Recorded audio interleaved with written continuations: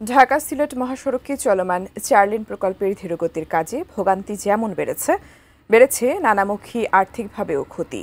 প্রতিদিন সহস্রাধিক যানবাহন গড়ে 3 ঘন্টা যানজটে আটকা পড়ছে এই মহাসড়কে।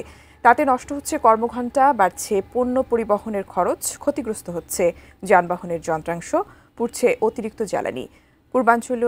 পূর্বাঞ্চলীয় ব্যুরো প্রধান পীযূষ কান্তি আচার্যের 2 পর্বের ধারাবাহিক প্রতিবেদনের আজ শেষ পর্ব।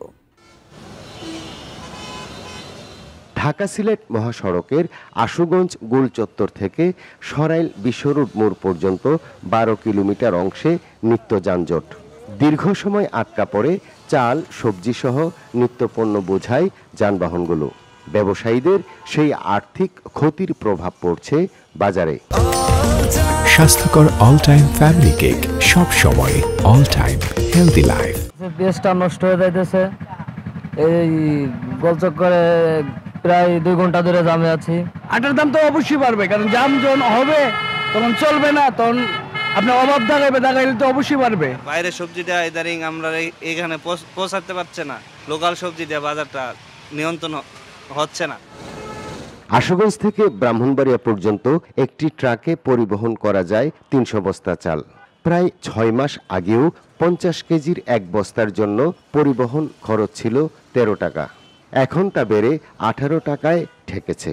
ফলে প্রতিদিন প্রায় 25 লাখ টাকার ক্ষতি গুনতে হচ্ছে চালকল ব্যবসায়ীদের। এই চালকলগুলো আমাদের বন্ধের পথে প্রায়। আমরা চাল বিক্রি করতে চাইলে চাল আর পাটিরা চাল নিতে যাচ্ছে না।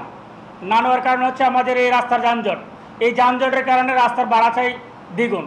ব্রাহ্মণবাড়িয়া থেকে 4টি রুটে যাত্রীবাহী বাস চলে। এর মধ্যে কসবার নয়নপুর থেকে আশুগঞ্জ, মেড্ডা এবং শহরের ভাদুঘর থেকে মাধবপুর রুটে চলাচলকারী বাস মালিকরা বেশি ক্ষতিগ্রস্ত হচ্ছেন। বেহাল সড়কে প্রায়ই ভেঙে যায় যন্ত্রাংশ, বিকল হয়ে পড়ে বাস।